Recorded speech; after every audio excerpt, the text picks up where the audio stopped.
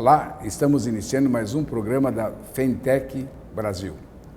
Hoje nós temos a satisfação de estar recebendo em nossos estúdios o professor Tom Coelho, educador e conferencista em gestão de pessoas e negócios. Artigos publicados em dezenas de países abordam assuntos bastante diversificados: educação, sociedade, política, meio ambiente, etc. Hoje nós vamos conversar aqui sobre empreendedorismo. Né? E mais um primeiro momento, gostamos aí de sua apresentação. Bom, quero inicialmente agradecer pelo convite, a oportunidade de estar aqui com vocês. Vai ser uma honra nós conversarmos sobre esse tema, que é um entre vários que podemos futuramente voltar a abordar. Muito bem. Você sabe que nós falamos aqui para a sociedade de modo geral, mas especificamente para os técnicos que nós representamos através das nossas entidades. E os técnicos, com a formação que eles têm, então eles podem ser um empreendedor, não é? Mas a tua orientação nesse sentido, com certeza, vai ser muito oportuna. E eu começaria com uma pergunta, dizendo: todos podem ser um empreendedor? Olha, Wilson, a rigor, qualquer pessoa pode ser um empreendedor. Como, por exemplo, qualquer pessoa pode ser um líder. Tudo a gente aprende na vida. Mas há algumas pessoas que não estão vocacionadas para serem líderes, para serem empreendedoras. Vou pegar um exemplo clássico. Às vezes é muito comum você ter um profissional dentro da sua empresa que vem atuando muito bem e você resolve promovê-lo, ele sobe um degrau, dois, e em um determinado momento você coloca ele num cargo de liderança maior. E o sujeito simplesmente começa a não trazer mais o resultado que trazia antes. Aliás, eu já presenciei situações em que esta pessoa foi até o seu diretor e disse: escuta, me coloca de volta onde eu estava, porque eu não estou confortável aqui. Uhum. Então, é porque é uma pessoa que ela se dava muito bem, talvez ali como um coordenador de uma equipe, junto daquele grupo de trabalho, mas como um líder maior, ele não está vocacionado para aquilo, ele não se sente bem fazendo aquilo. Então, o empreendedor é a mesma coisa. Há pessoas em que você pode convidá-las para assumir participação em uma determinada organização, societária e tudo mais, e ela não vai se interessar porque ela talvez, por exemplo, precise da estabilidade de um emprego formal, ou então ela não se adapte às demandas que o lado empreendedor exige. A falta de horários na gestão do seu negócio, a entrega em tempo integral, a incapacidade de saber quanto essa pessoa vai conseguir ter, por exemplo, de rendimento, porque o empreendedor, principalmente no estágio inicial, ele tem que investir muito mais do que ele vai conseguir ter como retirada. Então, é possível? Sim, mas talvez não seja a melhor solução, o melhor caminho para todas as pessoas. Certo. A gente observa algumas pessoas que querem fazer um negócio e tentam fazer e, como diz no popular, dá com os burros na água, né? Mas também tem aquele, até bom acho que você falar sobre isso, e a gente sabe, tem aqueles que acham que por ser dono de um negócio não precisam trabalhar. Então eu gostaria que você fizesse um comentário. É exatamente o contrário, né? Eu quero até acrescentar uma coisa, Wilson. A verdade é que o empreendedorismo ele tem que ser cada vez mais estimulado porque o mundo mudou demais. Se nós fizermos aí um retrospecto ao longo dos últimos 50 anos e nós voltarmos, por exemplo, lá pelos anos 60, 70, o sonho de qualquer profissional era trabalhar numa multinacional, era trabalhar numa empresa privada, talvez até. O Banco do Brasil, a Petrobras, isso lá pelos anos 60, 70. Nos anos de 1980, aí começou um processo de trabalhar nas empresas de consultoria, de recolocação. Foi uma época em que as organizações, principalmente as empresas multinacionais, bancos inclusive, iam até as universidades para recrutar os jovens ali, no celeiro, onde eles ainda estavam por se formar. Aí nós viramos o século e nos anos 2000, já não bastava isso. Então você tinha que fazer um MBA, uma pós-graduação, para conseguir ter uma qualificação melhor. Aliás, nos anos 2000, e você que me ouve talvez tenha passado por isso, ter uma pós-graduação era garantia de emprego e garantia de um salário, de uma remuneração muito maior. E hoje? Hoje não é mais. Hoje é só o ticket para você entrar no jogo. Certo. Hoje as pessoas buscam uma qualificação maior, mas isso não lhes garante que elas vão conseguir colocação no mercado de trabalho. E é por isso que o empreendedorismo começou a ganhar cada vez mais força, porque os empregos formais, como eram no passado, já não existem. Aliás, estatisticamente, as grandes empresas são as que menos empregam. Na verdade, elas têm demitido mais do que contratado. Até porque, se nós pegarmos a realidade do Brasil, no Brasil nós temos 98% das empresas são de micro e pequeno porte. Então é por isso que o empreendedorismo tem sido tão difundido, tão estimulado, tá certo? Agora, não é para todo mundo. Agora, você resolveu optar por esse caminho, pelo caminho do empreendedorismo, você vai ter que tomar alguns cuidados. Primeiro que você tem que saber gerir negócio e gerir pessoas. Significa gerir o negócio. Você tem que entender no mercado onde você vai atuar, você tem que entender quem é o seu cliente, qual é o público que você vai atender, você tem que entender do seu produto ou do serviço que você vai comercializar. Então você tem que saber se planejar, que sobre isso eu quero até conversar um pouco mais depois, sobre planejamento. Então tem uma série de questões que envolvem gestão, mas também tem que saber lidar com pessoas, porque não é máquina, é gente que faz as empresas prosperarem. Certo. E aí, dentro de um contexto como esse, respondendo de forma final a sua questão, não vai trabalhar pouco não, não tem horário. O dono de um negócio, ele é o primeiro a chegar e é o último a sair, a menos que ele não queira ver o negócio prosperar. Certo, como tem aquele ditado também, né, que os porcos engordam com o olho do patrão. Com certeza. Até, principalmente na fase inicial. Claro que depois que você amadurece o seu negócio, aí de novo entra a questão de pessoas, você consegue desenvolver um grupo de colaboradores, de pessoas que vão ser seu braço direito, esquerdo, as suas pernas, e aí você começa a delegar para essas pessoas que capacitadas conseguem aí sim substituir você nas questões operacionais. E aí você passa a ser um gestor da empresa, mas para questões estratégicas. Mas no começo, qualquer empreendedor vai lidar com muita questão operacional. E é por isso que demanda muito tempo, é por isso que exige muito esforço, muito empenho. Claro. E a gente observa que as pessoas que são bem-sucedidas como empreendedores são aquelas que realmente trabalham. Sim. Sabe? E nada cai do céu. E as pessoas às vezes pensam que nem vai a chuva, botar um negócio, nem a água mais. Nem a água mais, né? Vão botar um negócio e vão ganhar com isso aí, né? Uns falam assim, e o dono do Extra vai no Extra? No começo, com certeza ele iria. Com certeza ele iria. Então, essas coisas aí é importante estar passando para o público, de modo geral, né? Que é uma nova fase, é uma mudança total, né? Nesse século, e o emprego está cada vez mais distante. Sim.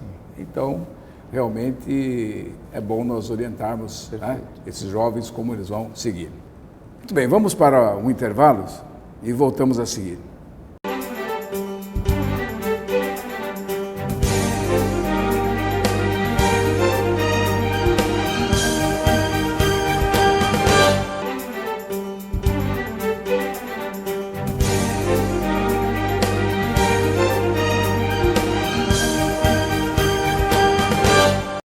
Olá, estamos de volta entrevistando o professor Tom Coelho. Professor, quais são os conselhos ou requisitos básicos para se tornar um empreendedor? Como eu comentei com o senhor no bloco anterior, eu acho que o fundamental é uma preparação, tanto do ponto de vista da gestão do negócio, quanto da gestão das pessoas que irão trabalhar nesse negócio. Eu acho que o que é fundamental para a pessoa identificar se ela tem esse perfil empreendedor ou não, é ouvir uma coisa chamada propósito de vida, que é uma coisa, Wilson, que infelizmente não se ensina na escola, sabe? A gente passa na escola aí todo um ensino fundamental, ensino médio, vai para a faculdade, e em nenhum momento alguém vira para você, ao longo de todos esses anos de estudo, e diz assim, escuta, você nasceu para quê? Propósito de vida é identificar a sua missão, então eu estou aqui para quê? Né? Qual é o legado que eu vou deixar quando eu sair dessa vida para outra, como é que as pessoas vão se lembrar de mim? Então, isso é a missão. A visão, que é a projeção de onde você quer estar no futuro, enxergar não é um ano à frente, não. 5, 10, 15, 25 anos. E os valores que acabam permeando a sua estrada e ajudando você a tomar as decisões, principalmente nos momentos em que você é, de fato, questionado. Esse tripé, missão, visão, valores, né? Legado, o sonho que você postula lá à frente e os valores que foram fundamentados pelos seus pais e que são sempre eles depois complementados pela sociedade, pelos ambientes pelos quais você circula, as pessoas com as quais você se relaciona. Isso é que determina qual é o seu caminho, qual é o propósito de vida.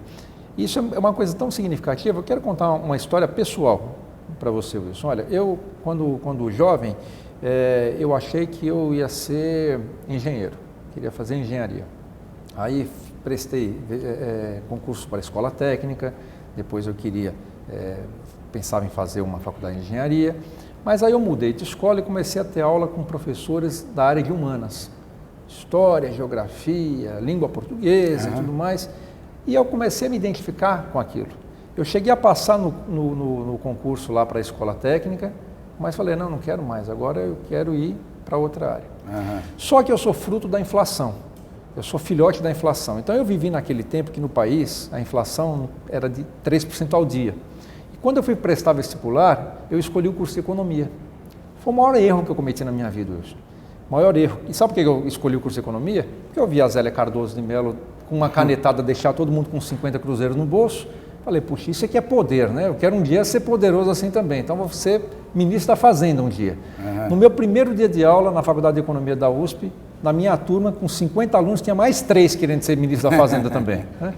E aí a verdade é a seguinte, eu fiquei ali naquele curso de Economia e eu não gostava daquilo, porque era um curso muito teórico e eu tenho uma vocação muito mais pragmática. Então eu fiquei 9 anos, não concluí o curso, fui jubilado 4 vezes, prestei vestibular de novo para retornar, pedi equivalência das disciplinas e nunca me identifiquei. Eu fui me identificar depois em comunicação social fazendo marketing. Então, o que é que eu quero dizer com isso? Que você precisa entender qual é a sua identidade, qual é a sua identificação. Tem muita gente que segue uma carreira por influência dos pais, ou porque o pai ou a mãe disse, não, faça isso, ou então porque o pai ou a mãe seguem aquela profissão e acham que tem que fazer a mesma coisa. Não, você precisa entender onde é que você, de fato, vai conseguir dar o melhor de você. E aí, a partir disso, você escolhe não só a profissão mais adequada, mas aí você consegue encontrar estes caminhos. Então, agora, eu vou empreender? Vou, mas por quê? Olha, porque eu não quero ficar limitado a uma empresa só. Eu quero ter a capacidade de ser um consultor, dando sugestões e dando consultoria para várias empresas. Ou então eu quero montar uma empresa minha para poder reunir um grupo de profissionais que vão atender diversas outras empresas. Quando você percebe que você tem essa vocação, aí esse é o primeiro passo. Depois a gente tem que estudar, né, Wilson? As pessoas hoje estão com muita preguiça de estudar. Com né? certeza. As pessoas não querem ler. Hoje, para ler, são 140 caracteres no Twitter. Se você, numa rede social, postar mais do que 3 parágrafos, as pessoas não leem. Se você fizer um vídeo de mais de 1 minuto e meio, elas não assistem. Então, as pessoas estão preguiçosas. Combata essa preguiça. Né? Estude, seja o melhor naquilo que você vai se propor a fazer. Né? Posicione-se dentro de um nicho de mercado e seja a referência dentro dele. Muito bem, vamos a um breve intervalo e voltaremos a seguir.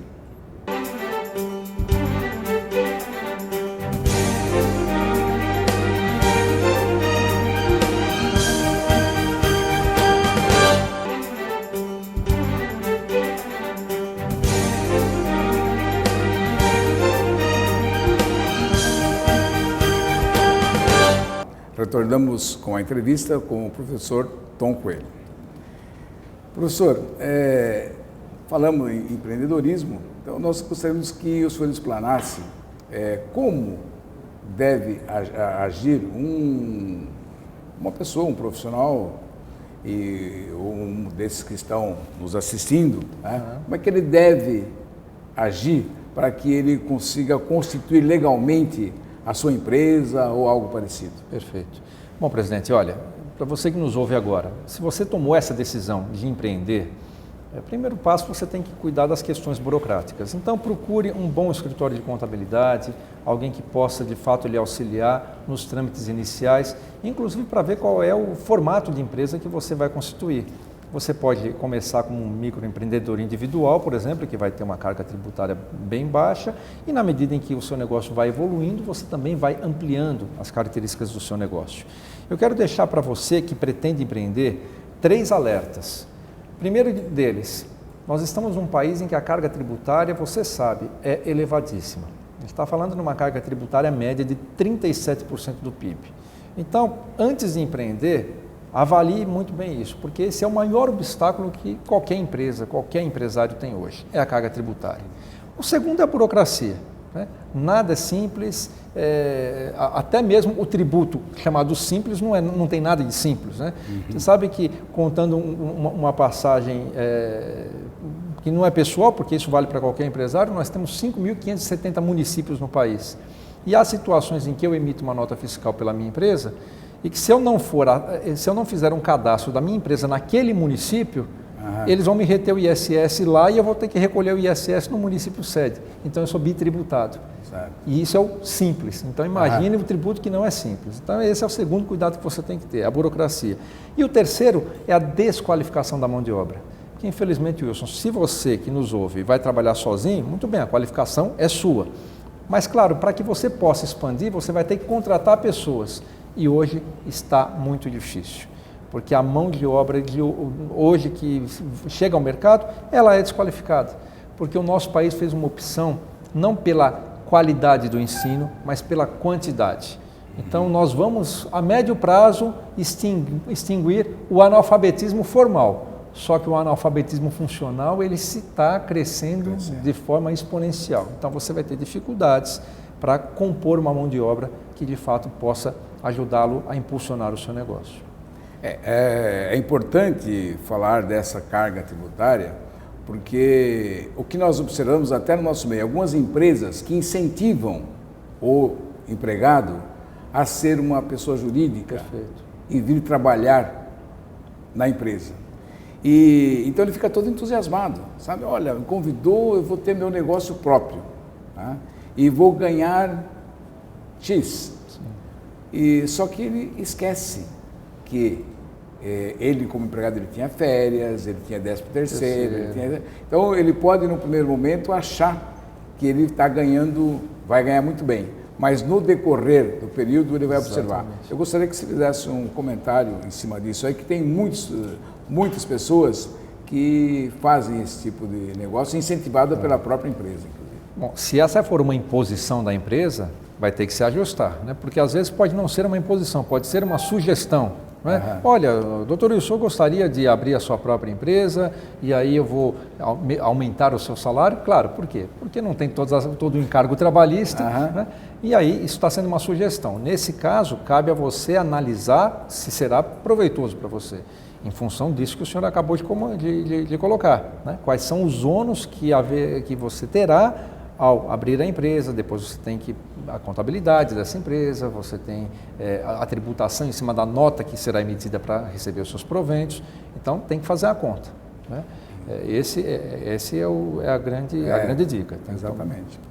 E também, não só o cara que vai ter um empregado, o empreendedor que vai ter um empregado, não é só esses 37% que você mencionou de carga tributária.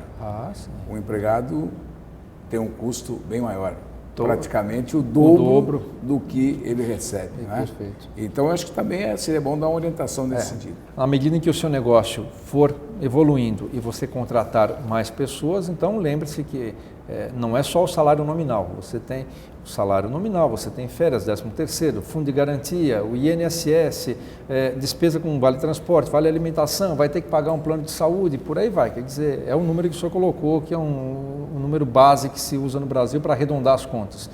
Para cada R$1.000 de salário, você tem 2.000 de encargo, na verdade, em relação àquele profissional. Então, esteja atento também com relação a isso. Muito bem. Como nós somos enquadrados, né, como profissionais liberais. Então, o profissional liberal tem uma autonomia para exercer a sua atividade profissional. Então, como é que o senhor vê os técnicos como empreendedor? Olha, eu acho que os técnicos, eles já reúnem uma boa parte da qualificação para empreender, que é aquela questão da gestão. Porque uma das coisas mais importantes na gestão é planejamento. E a nossa cultura não é uma cultura de planejamento. É só olhar o que está acontecendo em relação à crise hídrica, ou voltando um pouquinho mais um tempo, que foi a Copa do Mundo. E como será a Olimpíada? Nós não temos uma cultura de planejamento. E o técnico ele já tem mais uma vocação de fato lidar com números, com dados, etc. Então eu acho que você já deu um passo adiante. Precisa complementar a sua formação com aquela questão de lidar com pessoas, né? Isso envolve comunicação, gestão de pessoas, recursos humanos, então é uma série de outros tópicos que precisam ser também considerados. Agora, presidente, eu queria aproveitar para deixar um ganchinho para a colega que nos ouve, que nos assiste agora, e que diz assim, olha, tá bom, esse papo até está interessante, mas eu não quero empreender não, eu estou bem onde eu estou, eu quero continuar com a carteira assinada. Então eu quero dizer uma coisa para você, existe um conceito chamado de intraempreendedorismo. O que é o intraempreendedor? É aquela pessoa que não importa onde ela trabalhe, ela tem uma cultura de dono. Então, aí onde você está hoje, registrado, trabalhando, e você gosta do trabalho que você faz, você não tem a intenção de empreender num negócio próprio, então, onde você estiver, haja como se você fosse o dono daquela empresa. Isso significa você perseguir qualidade a todo instante e significa buscar a redução de custo, porque custo é igual a unha, cresce o tempo todo, sabe? Então, procure reduzir custos e ter efetividade, fazer sempre as coisas com a máxima qualidade possível, né? Não é só fazer a coisa certa, mas é fazer certo as coisas. Muito bem. Professor, o senhor faz palestras, cursos em diversas áreas, inclusive no empreendedorismo. Sim. Nós abrimos um espaço aqui para o senhor falar um pouco da sua atividade e no que o senhor pode estar colaborando com a nossa entidade para levar isso para os nossos associados. Tá bem, eu agradeço. Eu dividi a minha atuação profissional exatamente nessas duas grandes áreas, a gestão de negócios e de pessoas. Gestão de negócios é o empreendedorismo, o marketing, porque marketing não é coisa de uma pessoa não, ou de um departamento. Marketing é tudo que a gente faz ou deixa de fazer. Em qualquer organização, todos têm uma função voltada ao marketing, porque é a imagem da empresa, né? E planejamento estratégico que lida exatamente com a questão de você projetar o futuro.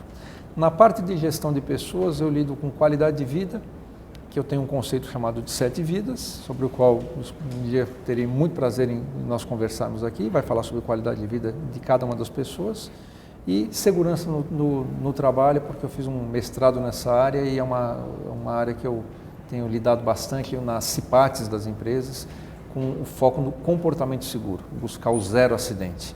Não sei se você sabe, presidente, mas 40 mil pessoas morrem por ano no nosso país em acidentes de trânsito. E isso são os dados oficiais, as estatísticas que chegam a apontar até 63 mil mortes. Então a questão da segurança, isso eu falei segurança no trânsito, imagina a segurança no lar, né? Crianças que se acidentam, idosos que se acidentam, por uma falta de cultura, porque isso também não se ensina na escola. Nós não temos uma cultura voltada à segurança. Certo. Né? Então são esses dois grandes temas. Né? Aí pra... A 7 vidas, só para você que ficou curioso, significa o seguinte: entender que você tem que cuidar da sua vida, da sua saúde, da sua vida pessoal, profissional, cultural, social, material e espiritual. Não é só vida pessoal e profissional. Você tem 7 vidas dentro de você que você tem que cuidar. E esse é o nosso desafio, conseguir conciliar essas 7 dimensões. Bem, o senhor também é autor de alguns livros. Eu tenho 8 livros publicados, né? Um deles é exatamente 7 vidas, o mais recente chama-se Somos Maus Amantes. Mas não é sobre relacionamentos pessoais não, somos maus amantes porque eu costumo dizer o seguinte, a gente persegue muito algumas conquistas e depois que consegue, não dá valor. Isso é o mau amante. O mau amante é aquele que lutou para entrar numa empresa. Depois que ele está lá, ele se acomoda, ele não dá mais o melhor de si. O mau amante é aquele que luta para conquistar o coração da pessoa amada e depois que casa, não cuida mais. Então nós precisamos tomar esse cuidado, nos tornarmos bons amantes, né? Sempre resgatar o início, fazer com o mesmo entusiasmo, a mesma intensidade, aquilo que a gente faz no início. Muito bem, professor. Para a pessoa descobrir a sua vocação, a real vocação, para que ele toque o negócio, como é que ele vai procurar isso? Como é que... Olha, presidente, nós temos hoje uma série de instrumentos chamados de instrumento de assessment. Isso na verdade, são questionários eletrônicos, você não tem que ir até uma empresa nem nada, você faz isso pela internet. Responde uma série de perguntas e essas perguntas vão avaliar a sua personalidade, os seus motivadores e as suas competências. Então isso dá um horizonte. A pessoa, quando ela faz um instrumento como esse e ela começa a se descobrir, aí ela consegue com mais facilidade encontrar essa vocação. Porque nosso tempo está curto, mas eu quero deixar uma última mensagem para você. A gente tem um mau hábito de achar que a gente tem que ser bom em tudo. Porque na escola ensinaram a gente assim, você tem que ser bom em tudo, tem que tirar nota boa em tudo. E nós não somos bons em tudo. Você tem que descobrir no que é que você é bom. Se você é um bom cinegrafista, você pode não ser um bom redator. Então, você não adianta ficar brigando em ser um bom redator. Seja o melhor cinegrafista naquilo que você faz. Então, se você é um bom técnico numa determinada área, você não tem que ser bom em tudo. Escolha, descubra qual é a sua grande competência, onde estão os seus pontos fortes. E aí, trabalhe para ser ainda melhor naquilo. Muito bem, professor. Eu acho que é esclarecedora essa tua fala para o nosso público, é bastante importante essa tua participação no Fentech Brasil e nós queremos agradecer. Agradeço. Tá? Agradecer a sua participação nesse nosso programa e contamos com o senhor aí em próximas... Com certeza. E estamos abertos. Se o senhor tiver alguma sugestão também para o nosso programa... Estou à disposição e vou deixar meu e-mail depois, se for possível colocar, para que vocês me escrevam, fiquem à vontade. Tem alguma dúvida, gostaria de trocar ideias, eu estou à sua disposição. Respondo todos os e-mails que me chegam. Se eu não responder, é porque cai em spam. Aí você manda de novo.